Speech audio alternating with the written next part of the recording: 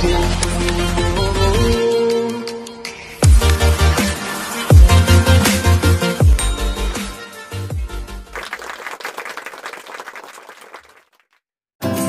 siang. Kembali bersama saya Agung Surya Gumelar dalam acara Bionavigation Podcast. Podcast yang memang sering kita ngobrol di sini, sering kita sharing juga tentang parenting, motivating, dan coaching. Dan tidak lupa kita juga sering membahas tentang pendidikan. Terus ada pertanyaan dari viewers semua di rumah, kita akan selalu bahas. Dan memang di sini kita selalu mengharapkan kita tidak mengharapkan sih, kalau misalnya teman-teman semuanya ingin ada yang bertanya, silakan langsung semuanya ada di link deskripsi di bawah sini. Ada emailnya juga, ada telegram juga, dan ada juga artikel-artikel kumpulan dari Bionavigation Podcast yang bisa diakses untuk menambah ilmu dan wawasan seperti itu. Jadi memang kalau selama ini memang viewersnya yang saya lihat ya, memang kebanyakan ibu-ibu.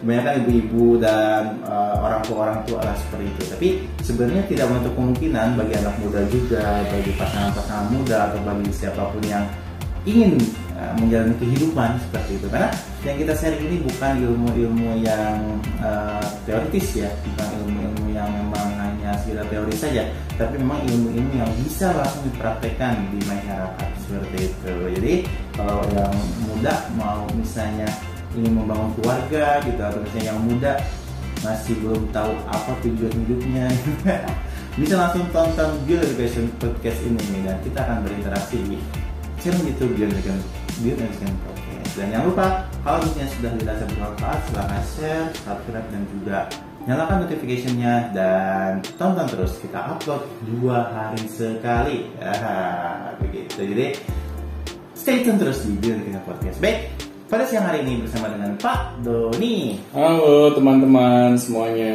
gimana Gung? Alhamdulillah Pak, PPKM level 3. Iya, turun ya PPKM-nya ya. Iya, jadi kalau bisa dilihat sih banyak daerah-daerah yang turun tingkatnya.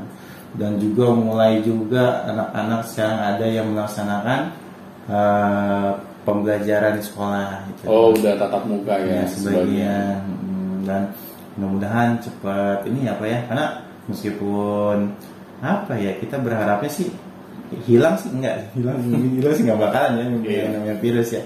Kita sih berharapnya yang membaik saja kondisinya seperti itu. Ya, semoga ke depannya semakin jadi lebih baik ya. Karena orang tua nih udah banyak yang nanya-nanya aneh-aneh nih. Nah, apa nih pertanyaan orang tua nih Bung yang aneh? Jadi anak kelamaan di rumah kan? Oh gitu. Jadi suka marah-marah. Iya, betul sekali. Dari Bu Dahlia Pak. Iya. Jadi dari mungkin memang anak itu ya kebiasaan keluar atau misalnya kebiasaan bertemu dengan temannya yang selama ini 1 bulan atau 2 tahun ke belakang dibatasi. Jadi memang ada hasrat yang kurang gitu. Oh gitu. Iya, menurut Agung sih. Tapi pelampiasan. Iya, jadinya marah-marah gitu. Oke, pertanyaan seperti ini Pak, dari viewers yang namanya Ibu Dahlia. Selamat siang Bionavigation Podcast. Nah, saya ingin bercerita tentang anak saya. Anak saya selama pembelajaran online ini memang suka di rumah. Dan suka di rumah, dan memang ketika sejak lulus SMP dia sudah melakukan, masuk SMA itu sudah melakukan pembelajaran online di rumah 2020 berarti. Sekarang dia kelas 10 kemarin ya. Iya.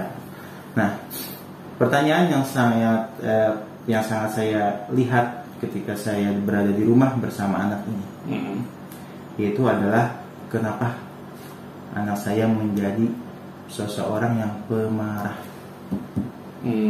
Jadi udah mungkin orang tuanya di rumah, anaknya di rumah, terus tiba-tiba melihat anaknya jadi pemarah, mungkin dia bingung juga ya.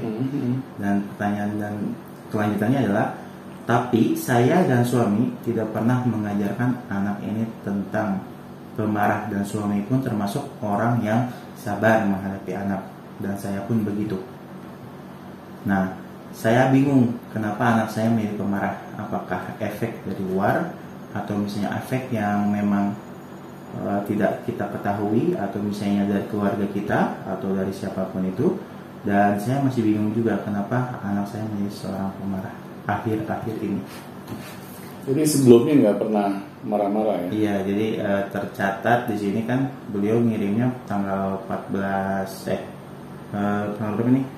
Tanggal 25 Juli ya, tanggal 25 Agustus. Seperti itu. Jadi kenapa anak ini bisa jadi pemarah? Oke, jadi mungkin ya sifat pemarahnya anak ini kenapa baru terlihat saat-saat ini?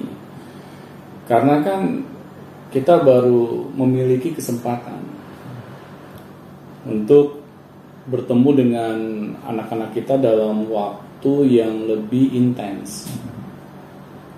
Apalagi ya PPKM ya, yang menyebabkan anak-anak ini melakukan pembelajarannya di rumah masing-masing.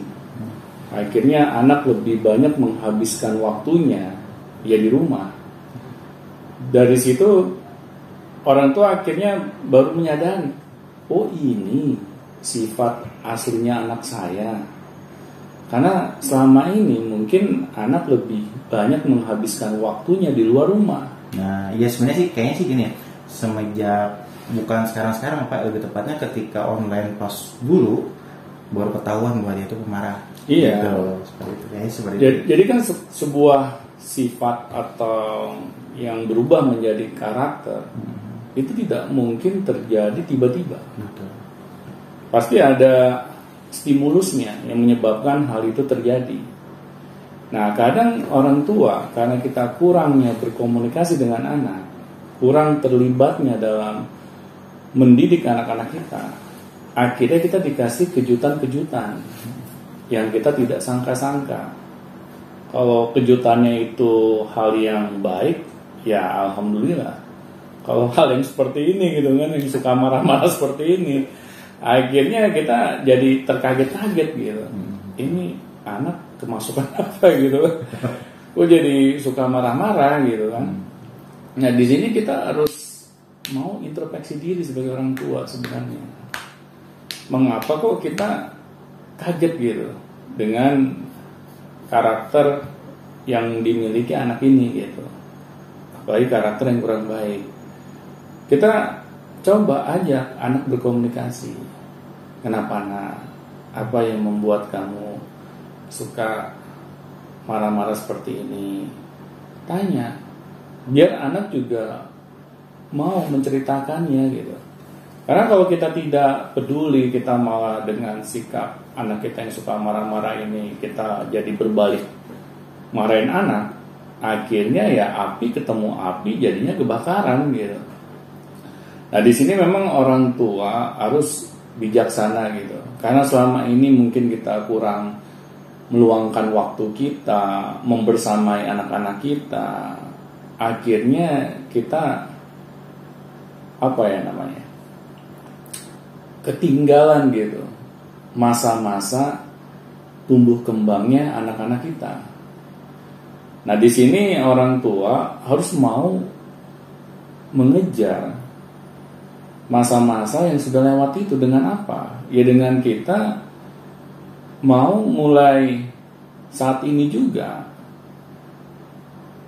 lebih mengenal siapa diri anak kita. Karena kalau itu juga kita tidak mau melakukannya, akhirnya sudah sifat anak kita yang kita inginkan berubah menjadi lebih baik itu sulit terjadi. Jadi memang harus ada komunikasi yang intens gitu ya Pak? Harus ada. Nah, kita harus mau membuka diri gitu. Iya. Terus tadi yang Agung bilang orang tuanya sudah memiliki sikap yang penyabar ya. Iya, katanya sih bapaknya menghadap selama ini ya bahasa sih kita menghadapi anaknya itu dengan sabar gitu. Iya. Nah. Dengan sabar itu hal yang baik.